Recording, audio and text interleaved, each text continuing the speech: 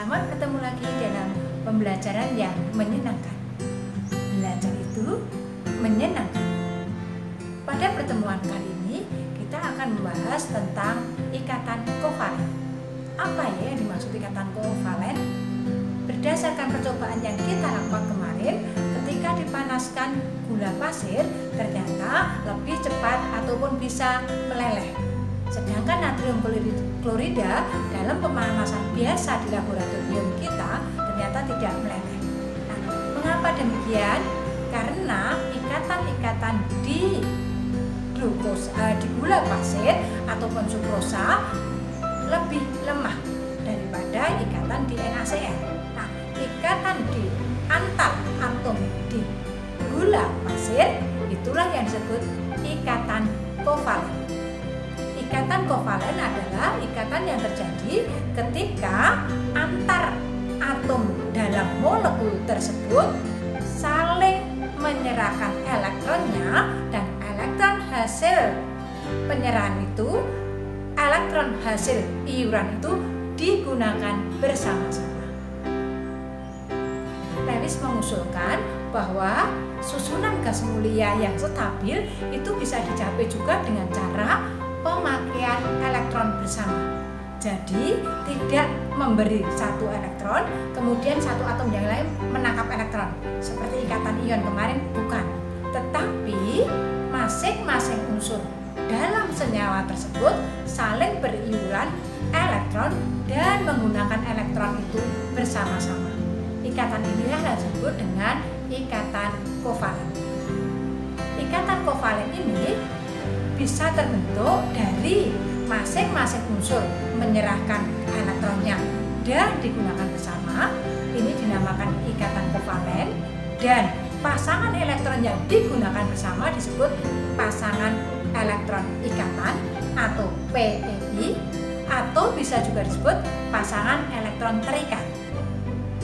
Dan bisa juga pasangan elektron terikat atau PEI ini hanya berasal dari satu atom saja, sehingga yang iuran hanya satu atom kemudian digunakan bersama-sama. Ikatan seperti ini disebut ikatan kovalen koordinatif atau datif.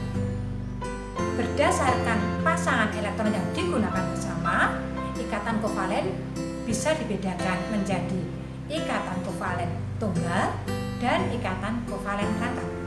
Ikatan kovalen tunggal yaitu pasangan elektron yang digunakan bersama hanya sepasang. Sedangkan pasangan elektron yang digunakan bersama atau PEI-nya jika dua pasang disebut ikatan kovalen rangkap dua. Kalau PEI-nya tiga pasang, maka ikatan kovalennya disebut ikatan kovalen rangkap 3. Mari kita bahas satu persatu. Ikatan kovalen tunggal yaitu ikatan yang digunakan bersama antar atom dalam molekul tersebut hanya satu pasang. Jadi yang kita bahas sekarang ini ikatan antar atom di dalam molekul tersebut. Misalnya molekul Cl2 berarti tersusun dari atom Cl sebanyak 2. Nah, ikatan antar atom Cl inilah yang nanti membentuk ikatan kovalen. Kita perhatikan sekarang untuk atom Cl golongan 7A. Karena golongan 7A berarti elektron terluarnya 7. Cl struktur Lewisnya 1, 2, 3, 4, 5, 6, 7. Digambarkan elektron terluarnya. Kemudian Cl yang lainnya yaitu juga elektron terluarnya sebanyak 7. Minta maaf, ini yang satu digambarkan lingkaran, yang satu digambarkan tanda silang. Hanya untuk membedakan Cl ini milik Cl yang atas, ini Cl yang bawah. Demikian ya. Kemudian supaya menjadi stabil, elektron terluarnya berupaya menjadi 8. Ini kan 7, maka nanti perlu satu lagi tambahan. Sehingga Cl yang satu ini iuran 1, kemudian Cl yang satu juga iuran 1 digunakan bersama. Kita lihat sekarang Cl yang ini iuran 1. Jadi elektron yang lain 1, 2, 3, 4, 5, 6. Cl yang di sini juga iuran 1. Yang elektron lain 6. Sehingga Cl yang sebelah kiri elektron terkeluar menjadi 8. Nah, 1, 2, 3, 4, 5, 6, 7, 8. Cl yang sebelah kanan elektron terkeluarnya ini. Nah, jadi 1, 2, 3, 4, 5, 6, 7, 8. Elektron inilah Cl yang ini iuran dari Cl yang sebelah kiri. Lalu yang elektron tanda silang iuran sebelah kanan. Masing-masing iuran 1. Kemudian digunakan bersama. Inilah yang disebut pasangan elektron ikatan. Ikatannya dinamakan ikatan kovalen.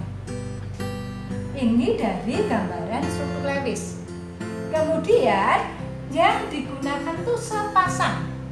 Maka bisa digambarkan Cl sepasang. Inilah gambaran dari namanya rumus bangun. Jadi tanda stripnya merupakan gambaran dari apa? Elektron sepasang yang digunakan bersama. Ini namanya PEI, elektron pasangan elektron ikatan. Kemudian elektron yang lain yang di sini ini namanya PEB, pasangan elektron bebas yang tidak digunakan untuk berikatan. Kemudian Cl berikatan 1, ini rumus bangun. Maka rumus molekulnya Cl-nya sebanyak 2.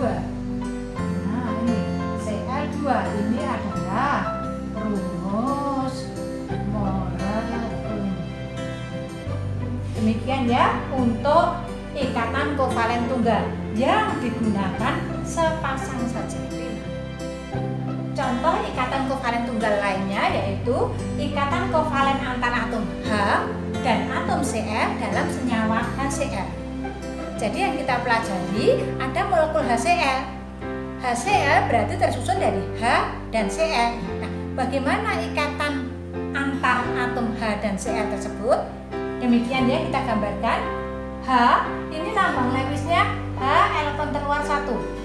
Kemudian lambang Lewis dari Cl, elektron Cl golongan 7A, maka elektron terluarnya 7, sehingga lambang Lewisnya Cl 1, 2, 3, 4, 5, 6, 7. Jadi H berusaha supaya elektron terluarnya 2.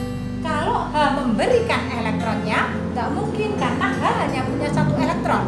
Kalau punya 1 elektron diberikan nanti habis, nggak bisa. Maka H memikirkan caranya supaya elektron terluarnya 2 dengan cara iuran, terus nanti pemakaian bersama. Cl elektron terluarnya 7. Supaya stabil maka berupaya elektron terluarnya 8. H iuran 1, Cl juga iuran 1. Maka gambarannya seperti ini. Ini iuran dari H, ini iuran dari H, ini iuran dari Cl, 1 masing-masing. Sehingga elektron terluar H menjadi ini. Ini 2 elektron yang digunakan H. Untuk Cl, ini iuran bersamanya dari sini. Iuran bersamanya ini elektron Cl yang lain ini. Jadi totalnya elektron Cl 8. 1, 2, 3, 4, 5, 6, 7, 8. Inilah yang disebut struktur Lewis. Untuk elektron bersama ini sepasang, bisa digambarkan dengan tanda strip. H, tanda strip 1, Cl 1, 2, 3, 4, 5. Ini juga struktur Lewis. Kemudian struktur Lewis ini rumus bangunnya bisa didapatkan dari apa?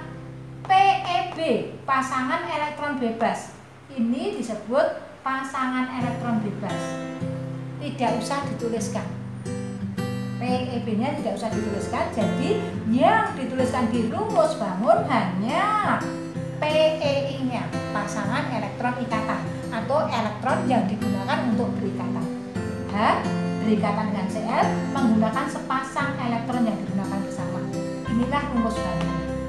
Kemudian dari rumus bangun bisa digambarkan molekul HCl tersusun dari H-nya 1 dan Cl-nya juga 1. Maka rumus bangunnya HCl. Demikian ya ikatan kovalen tunggal antara atom H dan atom Cl dalam molekul HCl. Contoh ikatan kovalen tunggal lainnya adalah ikatan kovalen antar atom H dan atom O dalam molekul H2O. H2O air kita kenal dalam kehidupan sehari-hari. H2O tersusun dari unsur H dan unsur O. Bagaimana ya ikatan antar H dan O dalam molekul H2O? Kita lihat sekarang. Lambang Lewis dari H elektron terluar 1. Lambang Lewis dari O, elektron terluar O 6. O golongan 6A. Jadi elektron terluarnya 6. 1, 2, 3, 4, 5, 6. Seperti aturan Hahn, 2 berpasangan, satunya sendiri-sendiri. Oke. Kemudian kita melihat sekarang H tidak mungkin melepaskan 1 elektron, tetapi H membutuhkan 1 lagi supaya elektronnya menjadi 2. Lewis, oksigen elektron terluarnya 6, berarti membutuhkan 2 elektron lagi supaya elektron terluarnya 8. Sama seperti ikatan ion kemarin, harus sama iurannya, sehingga dipikirkan kalau oksigennya butuh 2 padahal hanya baru bisa 1, maka supaya sinkron hanya nanti 2H dan 1 oksigen, sehingga bisa digambarkan H iuran 1 ini miliknya oksigen, oksigen iuran 1, sehingga H elektron terluarnya 2. Oksigen sudah dikasihkan di sini 1, di sini 1, 1, 2, 3, 4, 5, 6. Elektron terluar oksigen 6. Kemudian iuran 1 di sini. H juga iuran 1. Untuk H elektron terluarnya 2. Yang 1 dipakai untuk iuran, yang 1 dapat iuran dari O. Sehingga O 1, 2, 3, 4, 5, 6. 1 dipakai untuk iuran ke sini, 1 dipakai untuk iuran H. Iurannya nanti dipakai bersama-sama. Jadi O dengan H di sini, O iuran 1, H juga iuran 1, digunakan bersama. Dengan yang sebelah kanan, H iuran 1, O juga iuran 1, digunakan bersama-sama. Sehingga elektron terluar dari O 1, 2, 3, 4, 5, 6, 7, 8. Elektron terluar O sudah 8, H2 berarti sudah stabil. Ini gambaran dari struktur Lewis. Kemudian struktur Lewisnya bisa digambarkan apa? Yang elektron dipakai bersama. Ini PEI, ikatan kovalen. Ini juga PEI, namanya ikatan kovalen. Sedangkan yang ini PEB, pasangan elektron bebas. Nah, dari struktur Lewis bisa digambarkan H berikatan 1 pasang dengan O, H berikatan sepasang dengan O, O di sini juga berikatan sepasang dengan H. Lalu elektron bebasnya boleh tidak usah digambarkan. Inilah yang dinamakan rumus bangun. Sedangkan rumus molekulnya hanya 2, O-nya 1, jadi rumus molekulnya adalah H2O. Inilah rumus molekul. Jelas ya? Dengan demikian, gambaran ikatan kovalen tunggal antar atom dalam satu molekul, yaitu digunakan bersama hanya sepasang elektron. Untuk ikatan kovalen yang berikutnya, yaitu ikatan rangkap 2. Yang dimaksud ikatan kovalen rangkap 2 adalah ikatan kovalen di mana elektron yang digunakan bersama itu sebanyak 2 pasang. Bukan 2 biji ya, tapi 2 pasang. Coba kita lihat contohnya, ikatan kovalen antara atom O dalam senyawa O2. Gas oksigen O2 itu tersusun dari unsur O. Bagaimana unsur oksigen berikatan antar oksigen dalam gas oksigen? Kita lihat sekarang lambang Lewis oksigen O golongan 6A. Jadi elektron terluarnya 6. 1, 2, 3, 4, 5, 6. Supaya stabil, oksigen membutuhkan 2 elektron lagi supaya elektron terluarnya 8. Tetapi dilihat dalam senyawa O2 oksigen, dua-duanya itu adalah non logam. Jadi tidak bisa satu memberi satu menerima.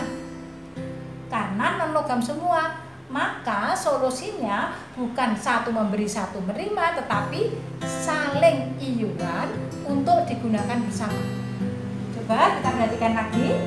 Oksigen supaya menjadi stabil perlu 2 elektron. Oksigen perlu 2 elektron. Oksigen yang lain juga perlu 2 elektron. Maka saling beriuran 2. 1, 2, di sini 1, 2, 3, 4, 5, 6. Elektronnya 1, 2, 3, 4, 5, 6. Duanya dipakai untuk iuran.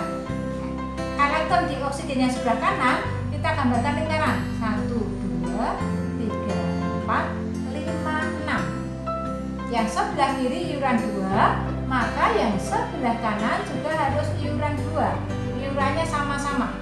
Nah, sehingga ini elektron terluar dari O.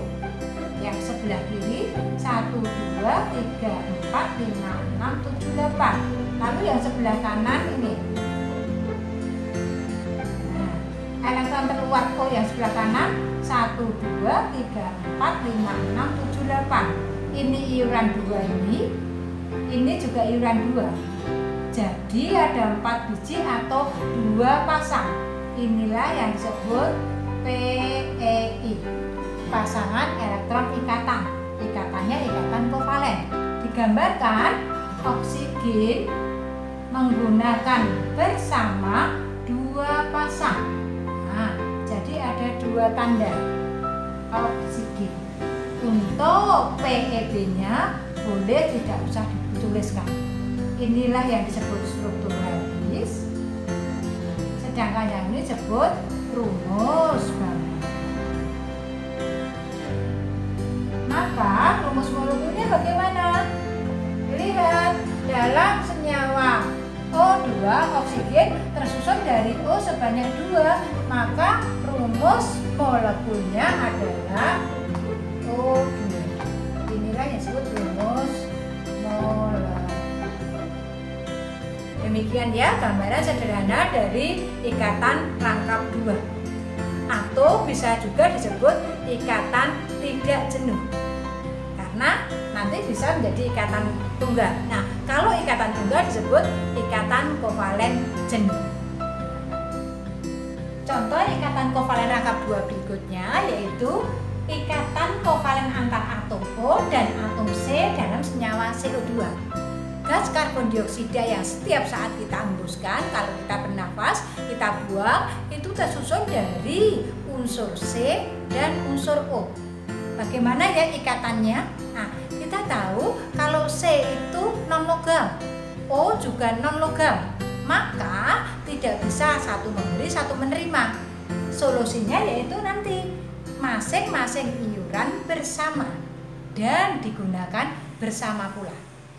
Untuk struktur lambang atau untuk struktur Lewis atau lambang Lewis oksigen elektron terluarnya 6 karena golongan 6A. 1, 2, 3, 4, 5, 6. Sedangkan lambang Lewis atau struktur Lewis untuk atom C yaitu elektron terluarnya 4 karena C termasuk golongan 4A. C-nya 1, 2, 3, 4. dijelaskan, tidak bisa satu memberi, satu menerima, tapi bisanya digunakan untuk bersama-sama. C, supaya menjadi stabil perlu 4 elektron lagi. Sedangkan O, untuk stabil hanya perlu 2. Nah, yang satu perlu 2, yang satu perlu 4, kan tidak sinkron. Sama seperti ikatan ion kemarin, yang tidak sinkron harus kita sinkronkan. Sehingga supaya C perlu 4 elektron itu terpenuhi, maka diperlukan 2 oksigen. Sehingga C-nya nanti 1, kemudian oksigennya sebanyak 2. Maka bisa digambarkan O, elektron terluarnya 6. Digunakan untuk iuran 2. Karbon, elektron terluarnya 4. Digunakan untuk iuran bersama 2. Dengan oksigen yang sebelah kiri. Oksigen yang sebelah kiri, elektron terluarnya kita hitung 1, 2, 3, 4, 5, 6, 7, 8. Sudah dapat iuran 2 dari C. C punya 4 elektron terluar, 1, 2, 3, 4. Lalu oksigen yang satunya lagi iuran 2 juga. Sehingga untuk C elektron terluarnya sudah 8, yaitu C elektron terluarnya 1, 2, 3, 4. 2 dari C, 2 dari oksigen. Yang di sini 1, 2, 3, 4, 5, 6, 7, 8. Jadi elektron C sudah 8. Ini iuran bersamanya di sini. Oksigen sudah 1, 2, 3, 4, 5, 6. Elektron miliknya oksigen sendiri kan 6. 1, 2, 3, 4, 5, 6. Digunakan 2 untuk iuran. Karena di sini gunakan 2 iuran, maka C-nya juga 2 iurannya. Maka oksigennya 1, 2, 3, 4, 5, 6, 7, 8. Oksigen juga punya 8 elektron terluar. Maka bisa digambarkan O dengan C berikatan berapa ya? Berapa pasang yang digunakan? O dengan C. Berapa pasang yang digunakan? 2 pasang, sehingga di sini. Nah, C dengan O yang di sini. Berapa pasang yang digunakan? 2 pasang. Nah, O, C, O. Dengan ikatan rangkapnya 2 pasang. Inilah yang disebut dengan rumus bangun. Lalu rumus molekulnya bagaimana? C-nya 1, O-nya 2. Jadi rumus molekulnya C, O, 2. Rumus bangun, rumus molekul. Sedangkan yang ini adalah struktur. Demikianlah contoh untuk ikatan kovalen rangkap 2. Ikatan kovalen berikutnya adalah ikatan kovalen rangkap 3. Jadi yang digunakan bersama-sama nanti sebanyak 3 pasang. Kita ambil contoh ikatan kovalen antara atom nitrogen dalam senyawa nitrogen. Kita tahu bahwa lambang Lewisnya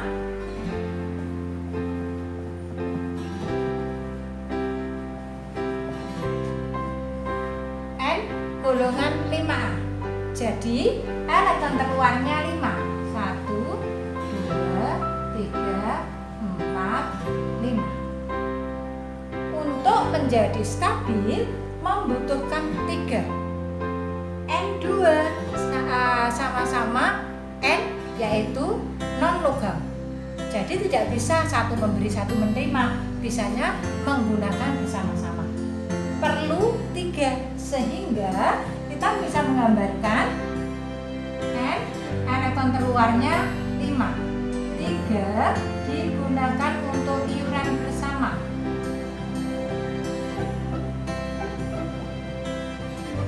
Ini elektron terluar dari N sebelah kiri 1, 7, 8. 3 iuran bersama. Lalu N yang sebelah kanan elektron terluarnya. Jadi elektron terluar dari N yang sebelah kanan 1, 2, 3, 4, 5, 6, 7, 8. Sudah sama-sama 8. Jadi N2 nanti stabil. Gambaran rumus bangunnya N digunakan bersama 3 pasang. Nah, inilah rumus bangunnya. Lalu N-nya sebanyak berapa? 2. Maka rumus molekulnya N2. Bukan N3 loh ya. N2. Jadi satu molekul tersusun dari N sebanyak 2 dengan ikatan rangkap 3. Inilah yang disebut rumus molekul. Demikian ya contoh sederhana dari ikatan rangkap 3, yaitu ikatan tidak jenuh. Contoh ikatan rangkap 3 berikutnya yaitu ikatan kovalen antara atom C dan atom H dalam senyawa C2H2 atau senyawa asitelen. Nah, di sini nanti untuk khusus atom C punya sifat unik atau spesifik, yaitu apa? Atom C bisa berikatan dengan atom C yang lain. Ya, untuk yang atom yang lainnya semua nggak bisa. Misalnya CO2 tadi nggak bisa O berikatan dengan O, nggak bisa.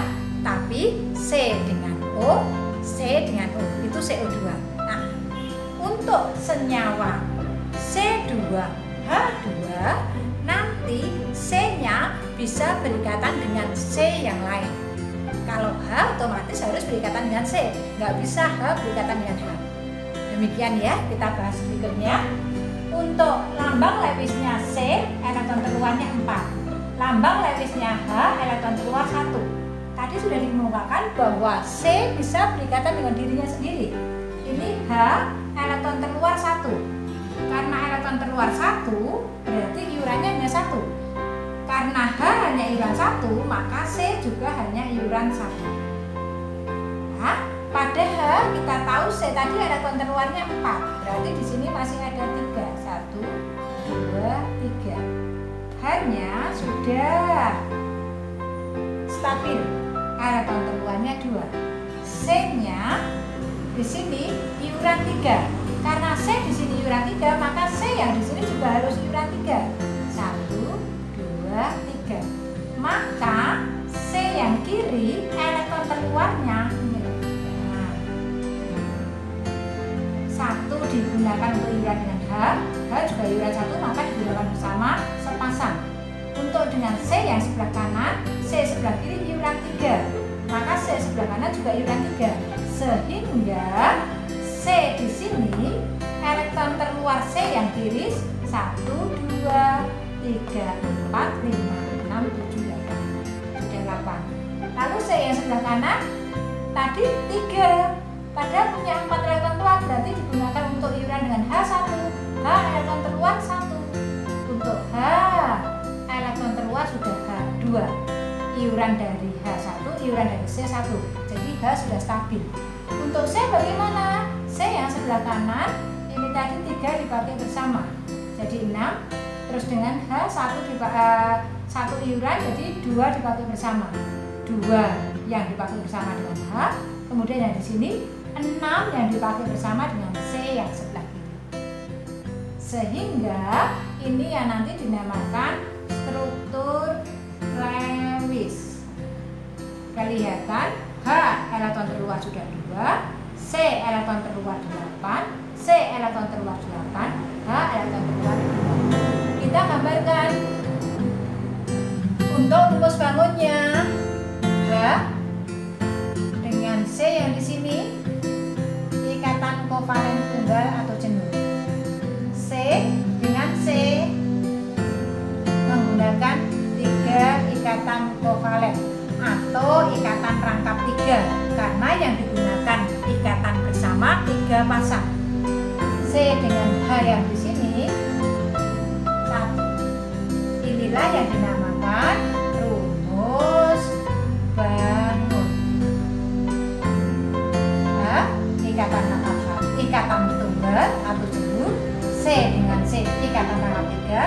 C dengan H, ikatan tunggal atau jumlah. Rumus bangun, bisa digambarkan rumus bangunnya. C-nya berapa? C-nya 2. H-nya berapa? H-nya 2. Jadi rumus molekulnya C2H2. Rumus bangunnya seperti ini rumus struktur lapisnya. Demikian ya untuk ikatan kovalen rangkap 3.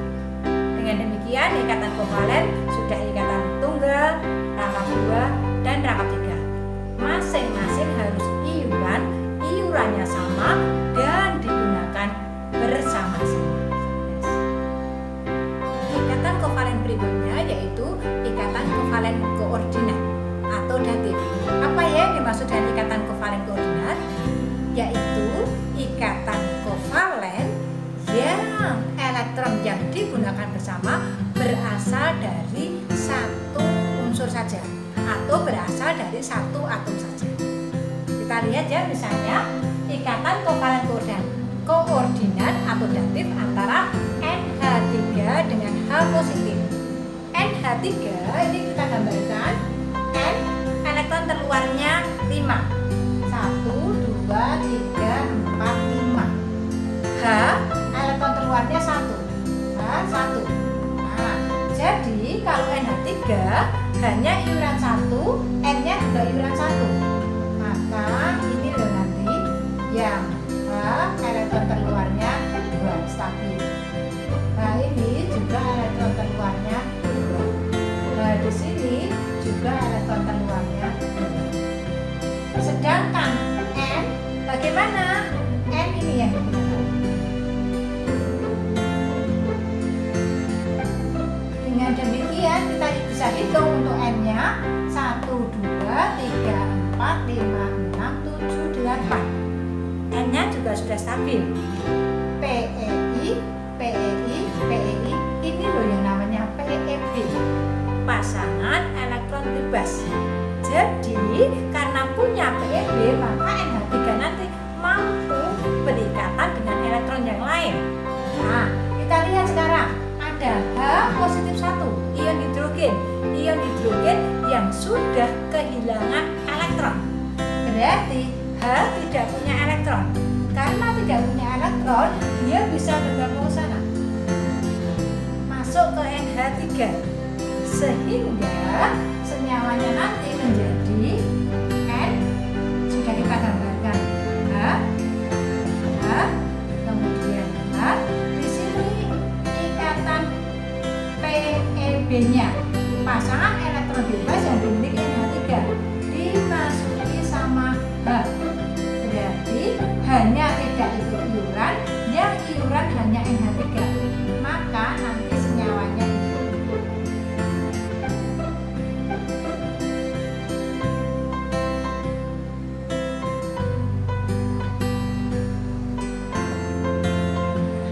dengan demikian ya, NH3 dengan H positif 1 maka menjadi NH4 positif 1 atau ion amonium.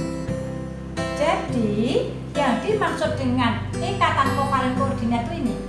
Nah, ikatan kovalen koordinat.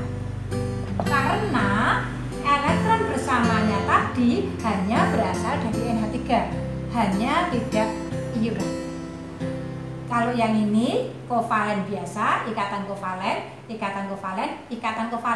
Inilah yang disebut ikatan kovalen koordinat. Lalu gambaran rumus bangunnya gimana? Karena hanya tidak ikut iuran, maka nanti penggambarannya dengan dikasih tanda panjang. Maka N-nya, N ini iuran 1 sama, ini juga iuran 1 sama, ini juga. Untuk yang H di sana, nah, kasih tanda panah. Karena apa? Ini tadi berasal dari elektron bebas, berasal dari NH3. Inilah yang disebut dengan rumus bangunnya. Kemudian rumus molekulernya gimana? Rumus molekulernya NH4 positif 1 atau ion amonium. Demikian ya ikatan kovalen koordinat atau datif. Berdasarkan perbedaan keelektronegatifannya, maka nanti pada ikatan kovalen dibedakan dari dua, yaitu ikatan kovalen polar dan ikatan kovalen non-polar. Polar itu dari kata pol yang mengkutub. Jadi ada yang mengkutub menjadi kutub positif dan kutub negatif, ada yang tidak mengkutub.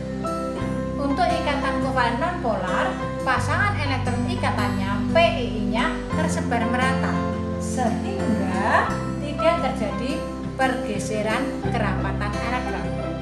Untuk yang kedua yaitu ikatan kovalen polar, di mana PiI-nya terkumpul di salah satu atom unsur penyusunnya sehingga terjadi kerapatan elektron. Untuk yang polar ada pol atau kutub positif dan ada kutub negatif. Contoh untuk ikatan kovalen polar yaitu HCl. H elektron terluarnya 1, Cl elektron terluarnya 7.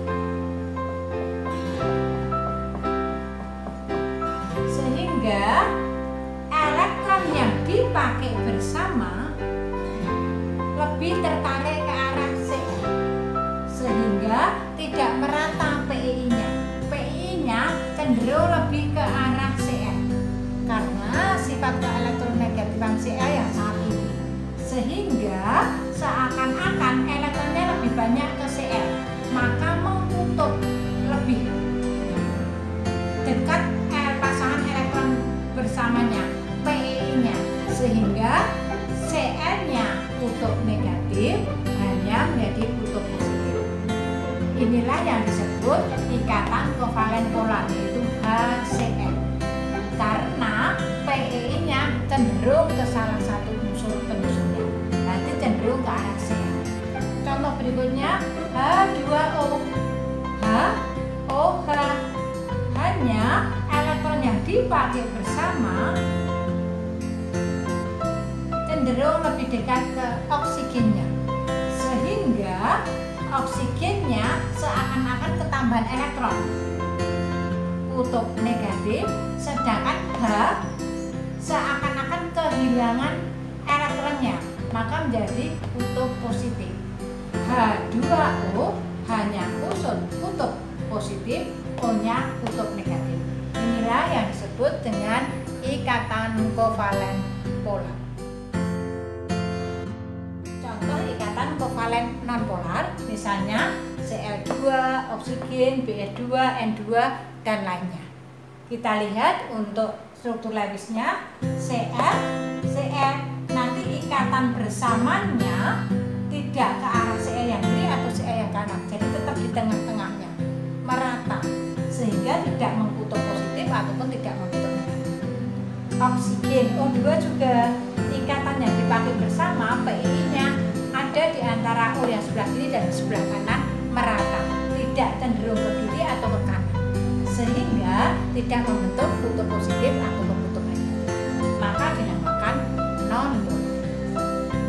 Berdasarkan keadaan atau berdasarkan fisiknya, maka nanti bisa kelihatan sekali perbedaan antara senyawa yang berikatan ion ataupun senyawa yang berikatan kovalen. Dengan demikian kita bisa membuat tabelnya. Perbedaan senyawa yang berikatan ion boleh disebut elektrovalensi. Perbedaan senyawa yang berikatan ion atau elektrovalen dengan senyawa yang berikatan kovalen. Yang pertama, dari jenis ikatannya nanti ada yang berikatan ion, lalu yang kovalen ada yang kovalen polar dan ada yang kovalen non-polar. Ditinjau dari keelektronegatifannya, maka nanti yang berikatan ion itu keelektronegatifannya sangat besar, lebih dari 1,5. Sedangkan yang polar keelektronegatifannya di antara 0,3 sampai 1,4. Sedangkan yang non polar itu 0,3 ke sampai 0 ya. Kalau negatif tidak ada, karena untuk ikatan keelektronegatifannya itu nilainya positif. Kemudian daya hantar listriknya, atau bisakah dia menghantarkan listrik atau tidak. Untuk senyawa ion yang berupa larutan nanti bisa menghantarkan arus listrik, atau bisa juga disebut elektrolit, atau istilahnya biasanya kita konduktor. Kemudian untuk lelehan, yang dimaksud lelehan itu adalah cairan. Suatu zat padat jika dipanaskan terus-menerus sampai melebihi titik lelehnya, maka akan berupa cair. Itulah yang dinamakan lelehan. Untuk lelehan senyawa ion juga masih bisa menghantarkan arus listrik. Sedangkan untuk kristalnya tidak bisa menghantarkan arus listrik. Untuk senyawa yang berikatan polar, nanti larutannya juga bisa menghantarkan arus listrik, konduktor. Sedangkan lelehan dan kristalnya tidak bisa menghantarkan arus listrik atau isolator. Sedangkan untuk senyawa yang non-polar, baik berupa larutan, lelehan ataupun kristal, semuanya non-elektrolit atau tidak bisa menghantarkan listrik. Kemudian untuk titik didihnya, untuk titik didih dan titik leleh, senyawa ion itu semuanya tinggi. Sedangkan untuk titik didih dan titik leleh yang kovalen, baik polar atau non-polar, lebih rendah daripada yang titik didih senyawa ion. Kemudian untuk fasenya atau bentuknya, senyawa ion itu dalam suhu kamar berupa padat, tidak ada yang lainnya. Sedangkan untuk kovalen polar dan non-polar, pada suhu kamar bisa gas, bisa cair, ataupun bisa padat. Nah, demikian ya sedikit perbedaan antara senyawa yang berikatan ion dan senyawa yang berikatan kovalen. Kemudian kalau kita tidak praktek atau hanya secara teoritis, kita bisa-bisanya ada senyawa C2H4. Nah, itu ikatannya ion atau ikatan kovalen, ada ciri yang sangat mudah. Untuk ikatan ion itu kan perbedaan keelektronegatifannya tinggi. Nah, terbentuk dari logam dan non-logam. Golongan 1A, 2A, 3A dengan golongan 5A, 6A, 7A. Itu ya ciri-ciri ikatan ion. Sedangkan ciri-ciri ikatan kovalen gimana? Yang mudah. Ada dalam senyawa tersebut ada unsur H, boleh, atau ada unsur C. Jadi misalnya senyawa CO2 mesti ikatannya kovalen karena ada C-nya. Lalu misalnya H2O mesti ikatannya kovalen karena ada H-nya. Ciri yang pertama ada C, ciri yang kedua ada H. Kemudian ciri yang ketiga untuk ikatan kovalen tersusun dari non-logam dan non-logam, atau perbedaannya adalah elektronegativitasnya perbedaannya kecil. Jadi sama-sama golongan 6A dan 6A, misalnya O2, atau 7A dengan 7A misalnya Br, atau misalnya 6A sama 6A SO2. Demikian ya secara sederhana untuk membedakan senyawa tersebut berikatan kovalen atau berikatan ion.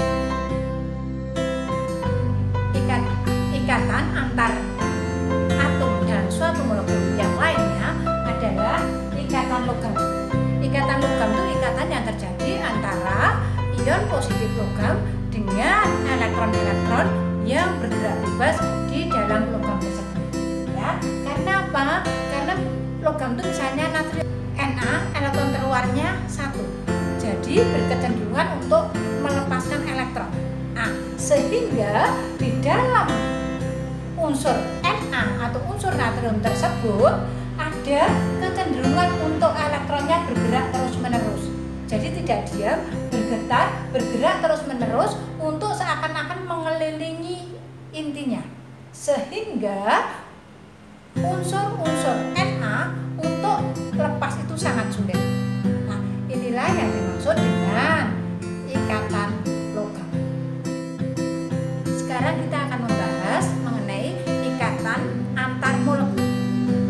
Jadi yang dimaksud ikatan antar molekul misalnya ada molekul H2O dan ada molekul H2O. Nah, antar molekul H2O ini ternyata terjadi ikatan. Ikatannya bermacam-macam, yaitu ikatan antar molekulnya nanti dibagi menjadi dua, ikatan hidrogen dan ikatan Van der Waals. Ikatan Van der Waals tersusun dari ikatan dipol-dipol, yang kedua dipol terinduksi, dan yang ketiga gaya logam. Apa ini? Mari kita bahas selanjutnya. Yang akan kita bahas pertama yaitu ikatan hidrogen. Apakah ikatan hidrogen tersebut? Ikatan hidrogen adalah ikatan yang terbentuk antara atom H dari satu molekul dengan atom F, O, ataupun N dari molekul yang lain. Jadi H dari molekul yang satu dengan molekul yang lain itu ada F boleh, O juga boleh, N juga boleh. Misalnya salah satu contoh ikatan hidrogen di H2O. Kita contohkan, kita lihatkan untuk struktur molekulnya H2O. Ini kan senyawa H2O. Kita bisa lihat dari ikatan kovalennya. Jadi satu molekul H2O di sini H dan O berikatan kovalen. H dan O berikatan kovalen biasa, satu molekul. Lalu ada molekul H2O yang lain. Nah, H yang namanya ikatan hidrogen adalah ikatan H di molekul ini dengan oksigen di molekul yang lain. Inilah yang disebut dengan ikatan hidrogen. Kalau ikatan kovalen, ikatan intermolekul. Jadi di dalam molekul tersebut. Kalau ikatan hidrogen namanya ikatan antar molekul. Molekul yang satu dengan molekul yang lain. Karena adanya ikatan hidrogen, maka nanti menyebabkan titik DA itu tinggi. Misalnya senyawa yang lain juga bisa, yaitu misalnya senyawa HF. Jadi ada senyawa HF satu, kemudian ada molekul HF yang lain. Nah, ini satu molekul HF, ini juga satu molekul HF. Ternyata H dan F di sini ada gaya tarik menarik. Inilah yang disebut ikatan hidrogen. Berarti ikatan H dari satu molekul dengan yang lain boleh H, boleh F, boleh O, boleh N. Inilah yang disebut dengan ikatan hidrogen. Contoh senyawa-senyawa ataupun molekul yang mempunyai ikatan hidrogen yang lain yaitu H2O bisa, amonia, alkohol, dan asam karboksilat. Jadi karena mempunyai ikatan hidrogen, maka berakibat menjadi titik D-nya paling tinggi. HF nanti titik D-nya lebih tinggi daripada HI, HBr, dan HCl. Karena apa? Karena HCl tidak punya ikatan hidrogen, HBr juga tidak punya, HI juga tidak punya. Jadi yang tertinggi nanti titik D-nya adalah HF. Karena HF mempunyai ikatan. Gaya Van der Waals adalah ikatan yang terbentuk karena adanya gaya tarik menarik antara molekul yang sifatnya sangat lemah atau mudah putus. Jadi kalau molekul polar ataupun molekul non polar ada gaya tarik menarik, inilah yang disebut gaya Van der Waals. Gaya Van der Waals terbagi menjadi tiga, yaitu ikatan dipol-dipol, di mana ikatan yang terjadi antara molekul polar dengan molekul polar. Sama-sama polar, maka terjadi gaya tarik menarik disebut ikatan dipol-dipol. Sedangkan kalau ikatan dipol terinduksi adalah antara molekul polar dengan non-polar. Sedangkan yang ketiga gaya London, yaitu gaya yang terjadi antara molekul non-polar dengan molekul non-polar. Contoh dari gaya Van der Waals secara keseluruhan misalnya seperti ini. Ada HCl, senyawa asam klorida, itu termasuk senyawa yang berikatan kovalen polar. Lalu ada NH3, amonia, ini juga senyawa yang berikatan kovalen polar. Antara HCl polar dengan NH3 yang polar terjadi gaya tarik menarik. Inilah yang disebut dipol-dipol. Gaya tarik menarik antara senyawa polar